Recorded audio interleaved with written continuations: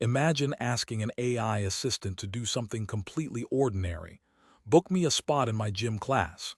No hacking, no cyber attack, just a simple booking. But in Australia, that request turned into something more disturbing. An AI agent discovered weaknesses in a gym's booking system, used them to bypass restrictions, and canceled another member's reservation to move its own user up the waitlist. The interesting part isn't that it found a vulnerability. It's what happened next, because this wasn't a researcher testing the gym. It was an AI agent trying to complete a normal task. The story comes from Andrew Bird, head of AI at the Australian company Affinda. Frustrated with classes filling up fast, he built an AI agent using OpenClaw, powered by Claude Opus 4.6, to book them for him. It did exactly what he wanted, then it kept going. The agent found the booking software exposed a GraphQL API with authorization problems. The website restricted when classes could be booked, but the backend didn't enforce that. It could book classes months early. Andrew was fourth on the wait list for a popular class. He asked his agent to move him up. He didn't say how. The agent discovered the API let it cancel other members' reservations. The authorization controls just didn't check ownership, so it tested that against the person at position 1. It worked. Andrew moved from 4 to 3. Andrew asked the agent to reverse it. It couldn't. It had removed another member from the waitlist with no reliable way to restore them. The action was one way, enough authority to cause the damage, not enough capability to undo it. That's the core problem with autonomous agents. When an AI only generates text, a mistake is a bad answer.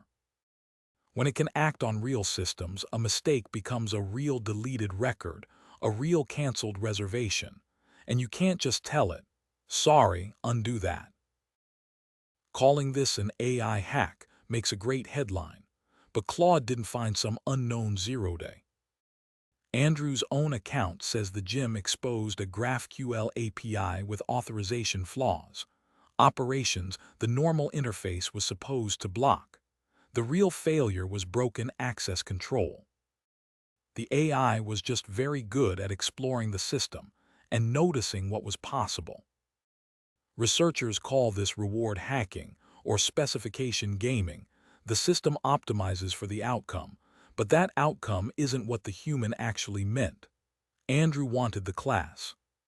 He never said not to harm anyone else to get it. That's the gap. A traditional app follows fixed logic. An autonomous agent works differently. It observes, reasons, tries something, adjusts, and keeps going until it believes the goal is met. Ask it for the cheapest flight. It might find an undocumented API. Ask it to resolve a ticket. It might modify a CRM record directly. It doesn't need malicious intent, just to be very effective at the wrong interpretation of a goal. And this was just a gym booking system, not a bank or a power grid. Ordinary permissions were enough to find a real weakness and affect a real customer. Now scale that same agent to enterprise systems, CRM, cloud infrastructure, financial systems. More capability, plus more autonomy, plus more permissions, equals more blast radius. There are two failures here. The first belongs to the software provider. A user should never cancel someone else's reservation just by calling an API. Authorization has to live on the server. The second belongs to agent architecture. An agent taking consequential actions needs guardrails. It should recognize high-impact operations, ask before anything destructive, and ideally, every action should be reversible.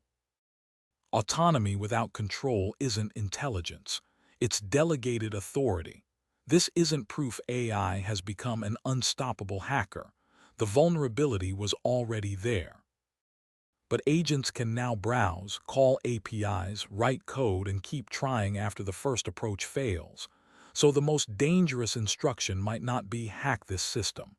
It might just be, get this done. The agent wasn't trying to become a hacker. It was trying to be helpful, and found hacking was one way to do that.